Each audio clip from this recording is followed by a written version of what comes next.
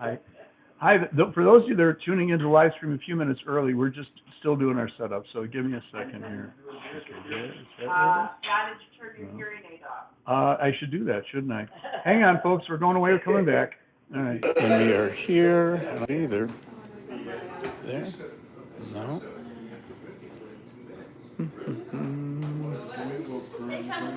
I don't know. No, that's not it. She's getting in on the 19th. Where'd you find that? And she's driving Okay, straight here we from go. the church, Grace Road, before we see her. Did you see Sarah's? She's actually coming into Dallas. Okay, I'm Driving gonna, into, I think, Missouri for a week. Yeah. I bought a new book. I was like, what's he reading? He says, this guy was the son of Herod and grandson of this, and these people died when Vesuvius, but not, that's all in there. Yeah. So Oh, these yeah, characters- that's characters- fantastic. Yeah, so I hear it, so. And I've already read up to 27, 20. Oh, boy, so you're way ahead of us then. Oh, I just read this. Okay. That's just what I'm hearing. okay, I believe we are all up and Are we going. up and running? I think now? you're up. Where are we? Okay, well, good news, good news. Welcome to everybody. I think Pastor Don will go check and make sure our live stream is working. So we're a little early, but that's good. Where are we going? We are going to go to Acts 25. So open please to Acts 25, right at the end. And for those of you who are joining us now, we've been in the book of Acts for the last 2 years. Believe it or not. So again, this is the 93rd teaching in the book of Acts. I still can't believe how crazy this has been, but the book of Acts is, like you said, we're living in Acts 29, so it's good that we know all of Acts 1 through 28, because it certainly set the stage for us to have, what are we doing here? I'm just adjusting the angle to make it a Oh, okay. little nicer. We're just, trying to get a little more We have the professional as time goes on, cameraman fussing with his camera. That's while we're it, trying to that's do it, there you go. Okay, so we're going to pick up the narrative in Acts 25, 23, and it's the introduction of the king, King Agrippa and his sister Bernice, or Veronica, if you have the King James. And we'll read through chapter 26, because that's where the defense really picks up. So, Sue, is it okay if you read that Sure. today? So 23. pick it up with Start at 23, okay. so on the next day, Okay. and then Is read it down 25 into... verse 23? Down to. Yeah, 25, 23, yeah. I got it. Okay, the next day Agrippa and Bernice came with great pomp and entered the audience room with the high-ranking military officers and the prominent men of the city. At the command of Festus, Paul was brought in.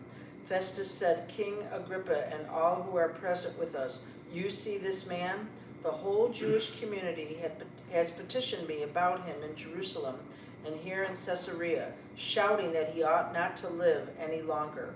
I found he had done nothing deserving of death, but because he made his appeal to the emperor, I decided to send him to Rome. But I have nothing definite to write to his majesty about him.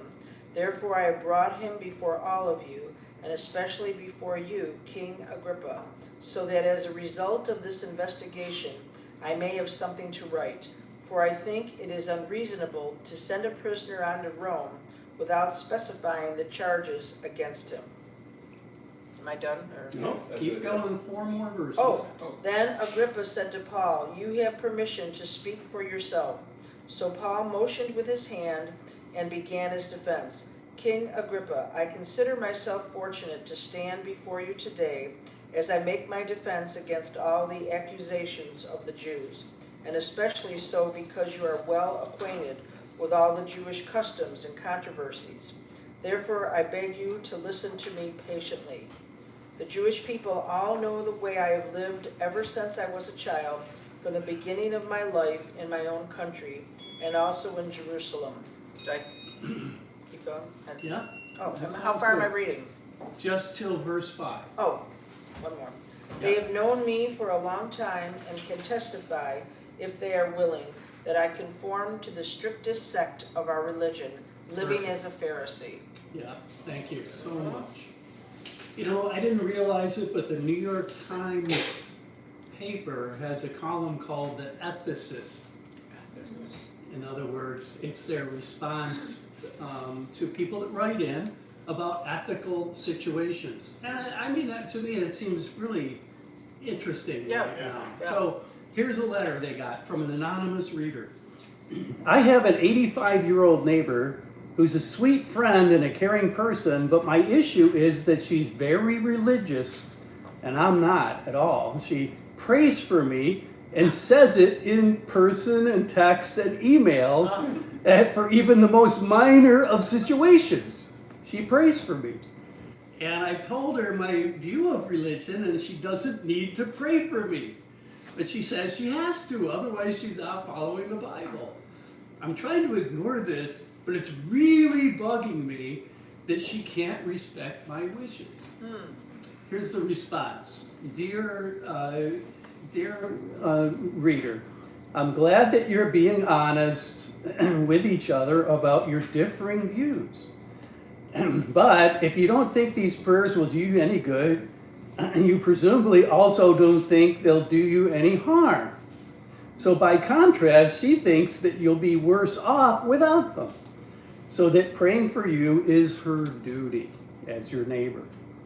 The only reason you give for objecting to her prayers is that she has failed to comply with your wishes. Yet, I don't find that she has treated you with any disrespect, so you're not really entitled to insist that she stopped including you in your prayers.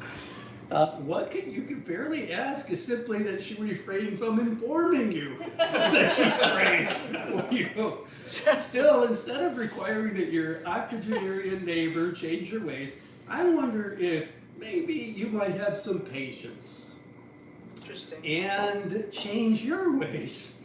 Learn to accept this woman for who she is. Hearing her prayers is a sincere expression for her loving feelings toward you. I thought that was brilliant. You know, Paul is asking this court for patience while he gives his testimony. In fact, this is going to be the longest testimony that he gives in the book of Acts. So, as we had mentioned before, he does this 5 times, 22, 23, 24, 25. Now, 26 is the 5th one, where we get the most complete story of Paul's testimony. And he's basically asking for the same respect and the same patience of the King of Israel. Okay, so this is going to be a very interesting interaction. As we mentioned before, we met Agrippa and Bernice, who had come they're in Caesarea over on the coast of Israel, and they're presenting their regards to the new governor, Festus. And Festus needs something out of them. Like, this is a political situation too. It's not just a royal meeting. This is a political situation. And Festus needs Agrippa to explain this whole situation that's going on. Who's this guy Paul? And why is he so insistent that that guy we killed, that the Romans put to death, is alive? It's just mind-blowing to him, as we read last week. So Paul's belief in the resurrection, that God raised Jesus from the dead, that was the core issue. That was the complaint the Jews had. And so this opportunity to get a testimony, to give his full testimony in front of the kings, was effectively a fulfillment of prophecy that Jesus had given in Matthew 10, that you would stand before governors and kings to give an account. And when Paul had been converted, he was told by one of the Christians, Ananias, who obviously was prophetic too, he said, you will stand before and testify before the king. So pretty amazing. Now, yeah, the governor said, look, this whole situation, he said it in verse 22, I want to hear this guy myself. That's what Agrippa said to Festus. I want to hear this guy myself. Festus, for his part, is saying, this kind of seems, this whole thing is absurd. No, that's just the way he says it in the very end, verse 27. This whole thing is kind of absurd, and I think the version that you read said completely not reasonable. Only not reasonable is probably the mildest possible way we could say this. He's under a lot of pressure. He has to justify why he's sending this prisoner all the way to Rome, right? So he's got to write a letter to the court at Rome, effectively Caesar, the emperor, justifying why he's sending. Now, he's going to send a cohort of soldiers with this prisoner, who is a Roman citizen. So he's going to send them, and he's going to rent a ship and pay for all the transportation to get from Caesarea all the way over the Mediterranean to Rome. So somewhere in there's got to be a real justification for why this happened. Now, what do we know the justification is? In God's viewpoint, well, God wants to share this testimony at the absolute highest levels of the world's government. And so he's going to effectively make this happen. Paul is the vehicle for it. And Paul literally said, look, I choose to go and present my case before Caesar, because he didn't have any other choice. If they sent him to Jerusalem, that's what Festus wanted to do, to be tried, he knew he would be executed. If they released him in Caesarea saying, look, you didn't do anything wrong, these charges are bogus, you can go on your way, he would be murdered. Okay, because the Jews have already made that clear. We have a plot to murder this guy. And his nephew found out about the plot, and that's how we have it in Acts 24 that they found the plot out. So those were the choices he had. Either get released and be murdered, go back to Jerusalem and be executed there, or appeal to Caesar, which really that was God's whole plan in the first place.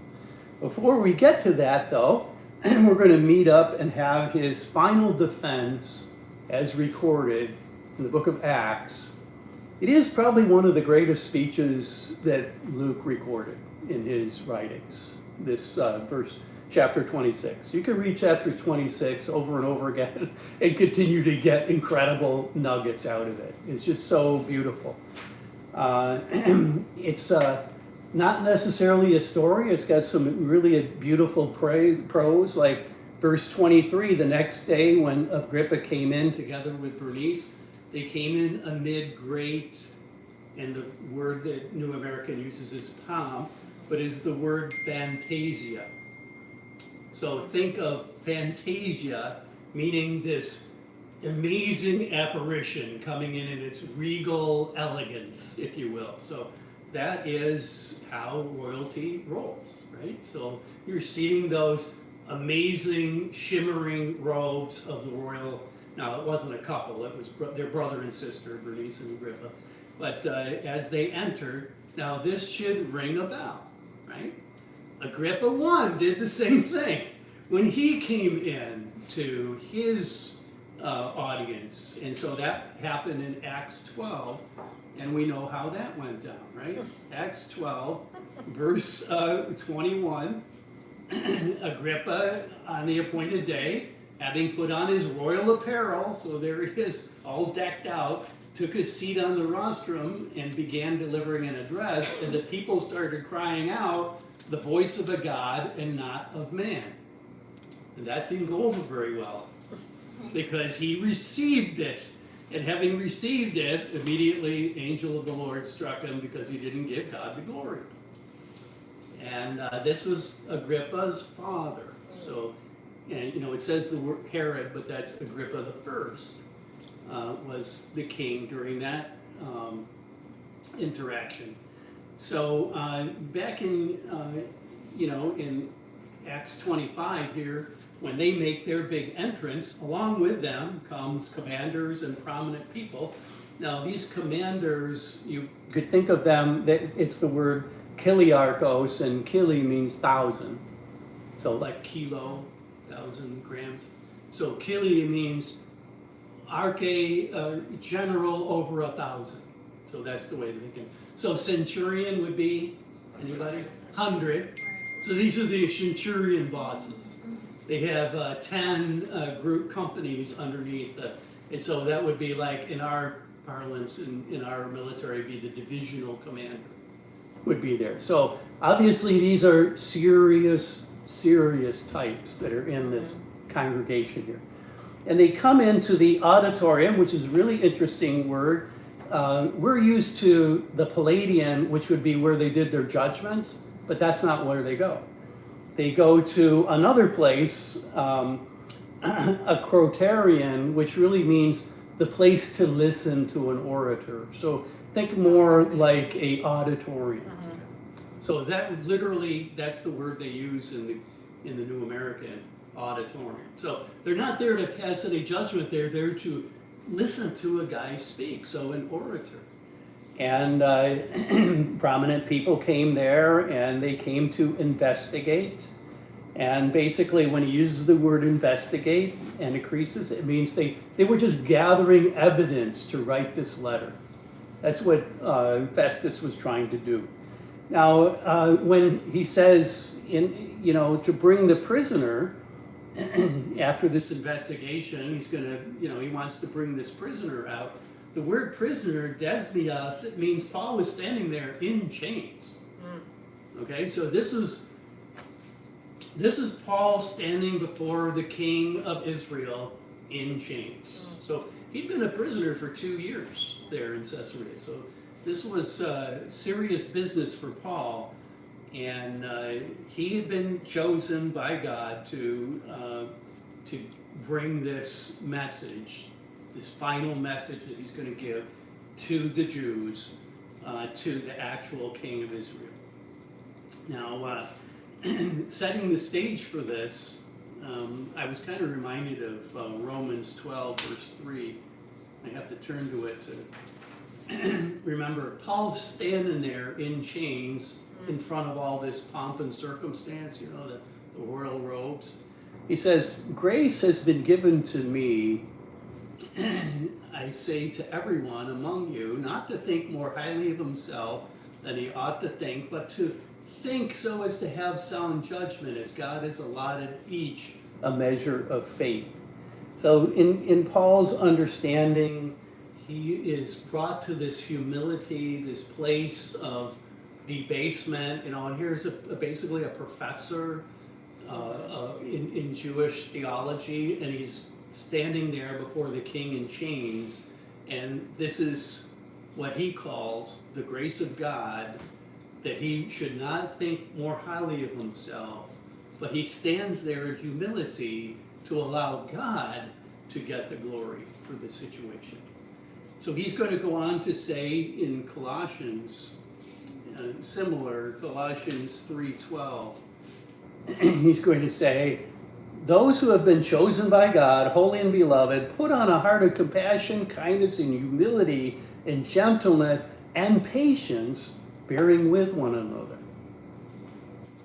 Now, Paul's attitude throughout this whole thing is just, in fact, it's gone through a huge metamorphosis as he's come to this final confrontation. Before, Paul was a little bit confrontational, and in fact, when the high priest had him punched out that time, and he reacted kind of badly, and the whole situation blew up on him. That was in Acts 23.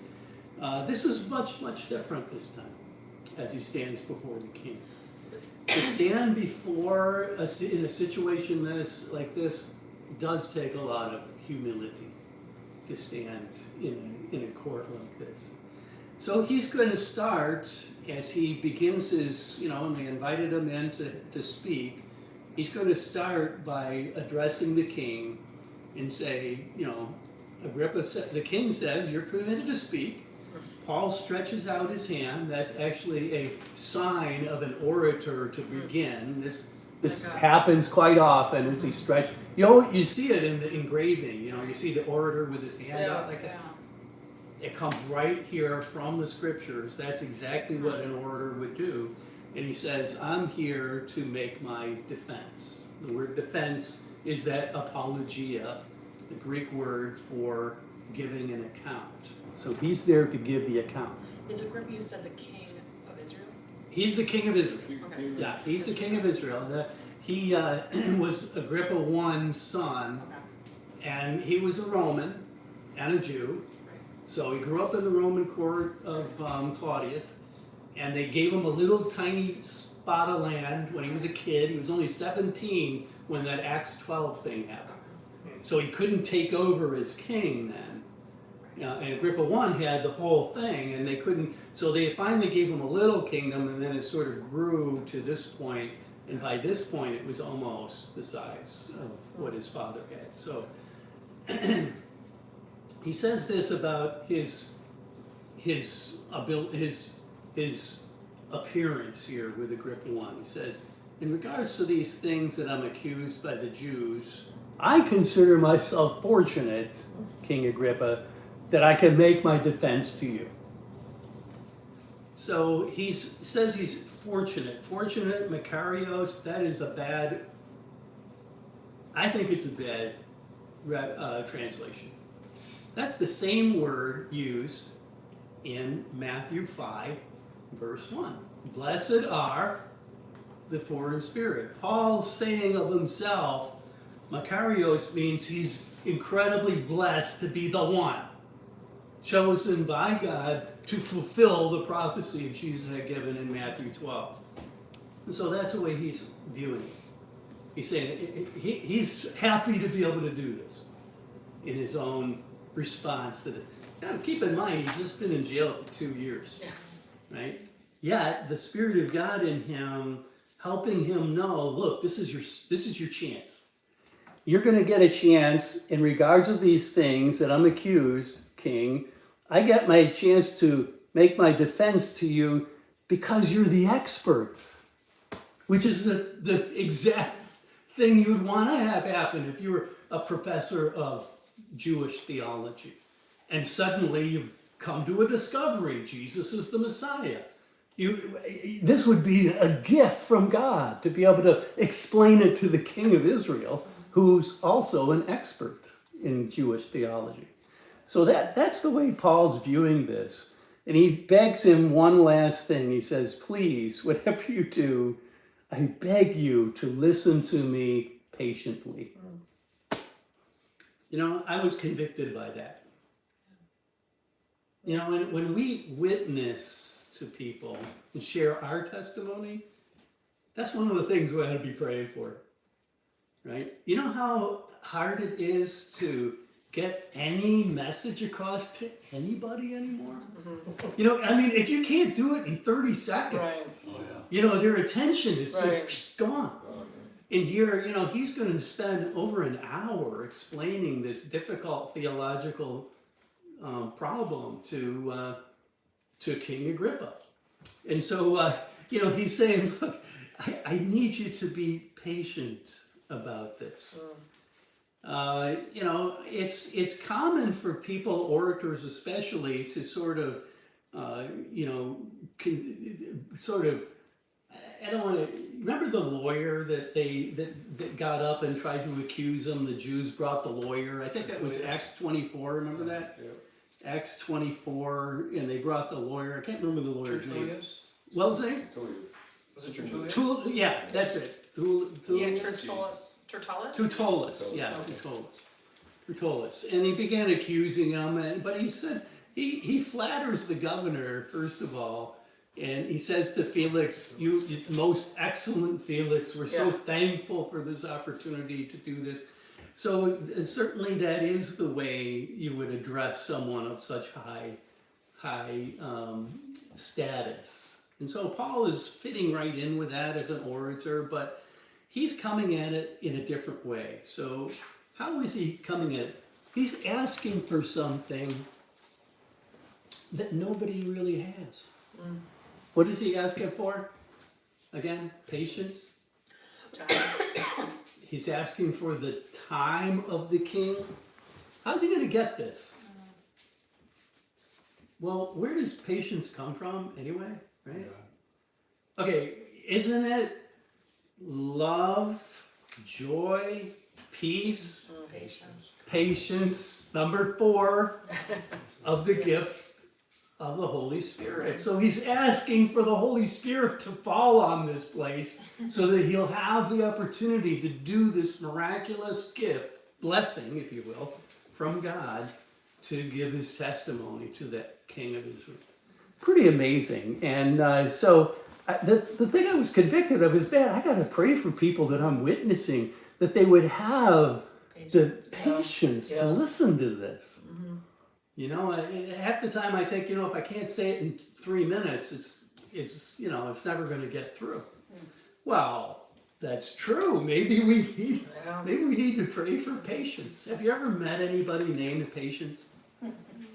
So, wouldn't you know, we had a young lady named Patience on our TWO mission team when we took it in 1988. Wow. What do you think happened? Who's the one that developed the patience in that situation? Okay, so we were the leaders, and she was anything but patient. We were the ones that learned patience. We had to learn this thing. Patience is the Greek word macrothumia. Macro means long, thumia, suffering. So long suffering is one of the ways they translate that in the English Bibles. So he's only asking the king, look, if you could just put up with this for, you know, a little bit of time, I really need to get this across to you.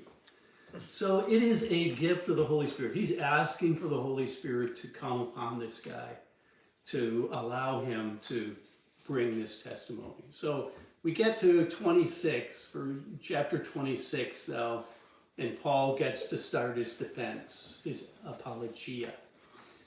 In verse 2, in regards to the things I'm accused, I just ask that you listen to this patiently. All the Jews know my former manner of life from my youth on up, which was from the beginning spent in my own nation at Jerusalem.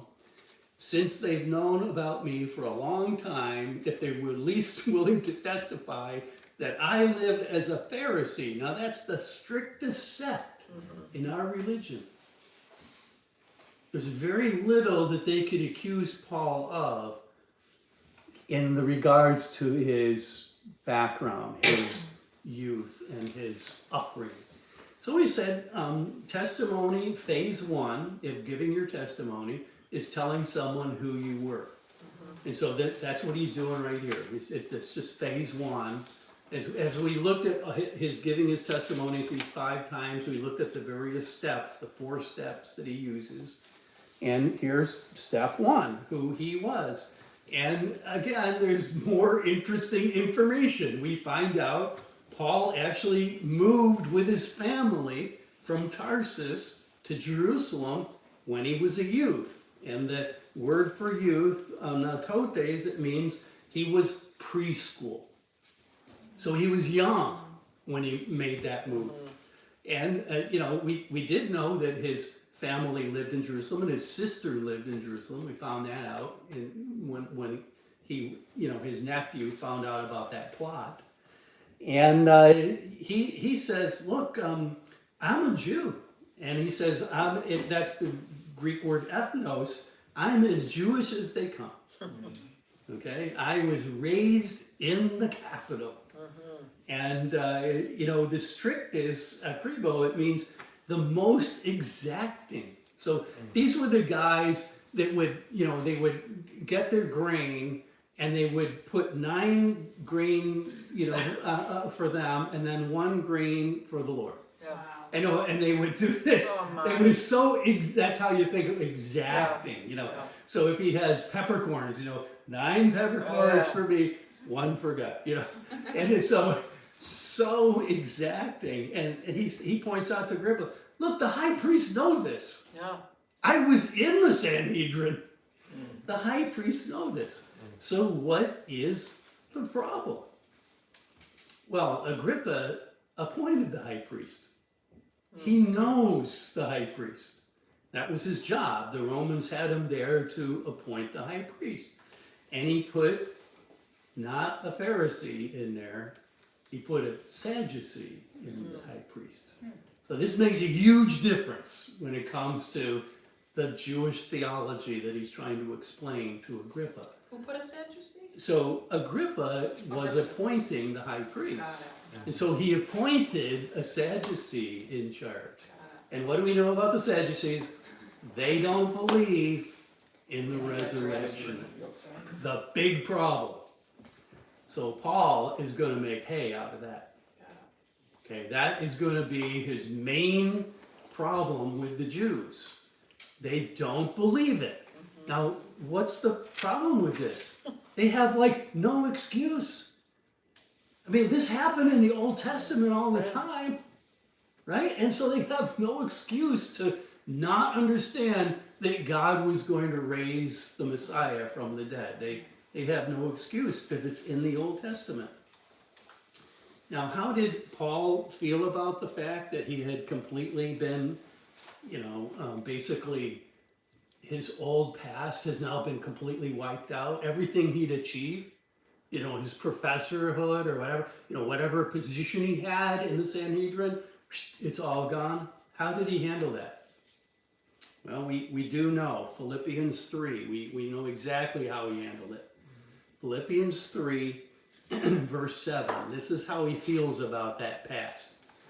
Whatever things were gained to me, those things I have counted loss for the sake of Christ. It's all wiped out in his mind. That's how Paul views it.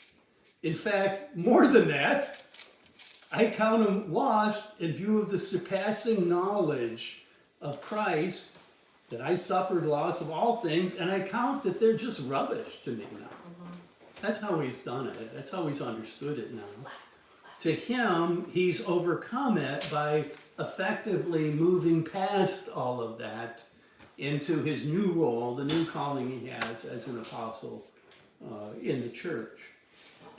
And so here's kind of in Colossians 3, same type of passage, Colossians 3, verse 5.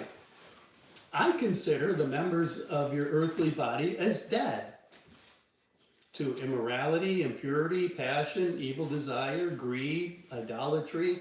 Because of these things, the wrath of God comes. In them, though you once walked when you were living in them, but now you've right? And you've put aside the wrath, the malice, the slander, abusive speech. We're not lying anymore. We got a new self. That's how Paul views it. So he views his old past that way. Yep, that's all got to go by the wayside now. And so when he speaks about his past, that's how he refers to it. Now, get this. Colossians 3 is a great laundry list to start with. There's all kinds of goodies in here for you talking about your past. Like one of the things that I talk about in my testimony is the fact that I have real trouble lying. Because that was part of the past, right? And I didn't want to know, people to know that I was less than I figured I needed to be for them, so I'd lie about it. Well, the Lord put all kinds of issues in my way to make sure he cured me of that. In fact, I had to take a lie detector test one time. And I failed.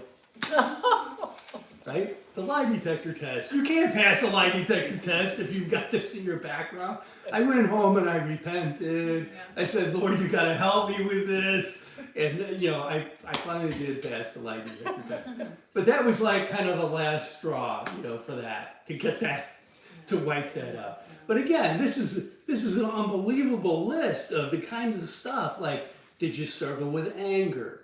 Did you struggle with desires? Did you struggle with money? So there's all kinds of things we could talk to about our past in this. And I thought it was a really good list for me, particularly as I talked to what was my past and what did Jesus deliver me from when I got saved. Have you ever had a job interview where they asked you about your past?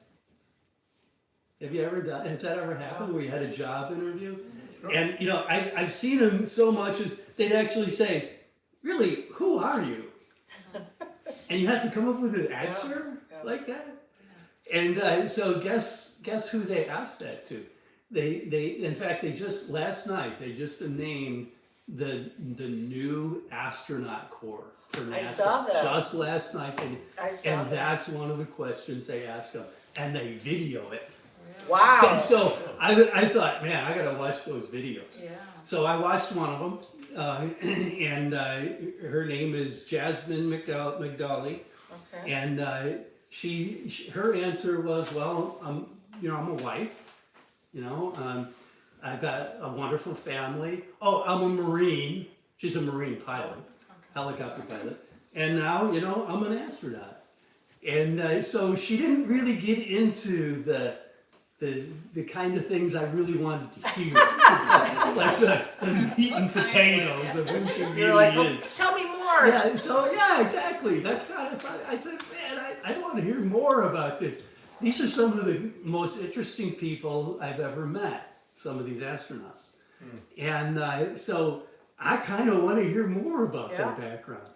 And I kind of wanted to hear more about Paul's background in this. I thought we'd get more out of it. At least we found out, you know, he came there as a kid, he was raised, you know, and he was part of the Sanhedrin, and he was educated in their school, the School of Gamaliel. But our testimony, this is what it begins with. So there's a lot to think about in here. You know, when I tell mine, I like to talk about struggles that I had, because I'm going to build, I want to introduce the fact that Jesus delivered me from this crisis I was in. Well, Paul will get to that next, the crisis he was in. So he got swept up into a crisis. And so what was the crisis? The persecution of the church, and he was swept up in it. In fact, he was the foremost persecutor. And he didn't realize until later how swept up he was. And he uses the word zealous, meaning that he had become a burning passion within him. He got overwhelmed by the burning desire to kill those Christians and kill off the church. So that was his crisis. He was swept up in it, and God came down and drew the line for him. And you know, he was delivered. So that's what we'll get to next. But that's where our testimony begins. Who are you, or who were you? They always ask, who are you? But in this case, it's who were you before Christ?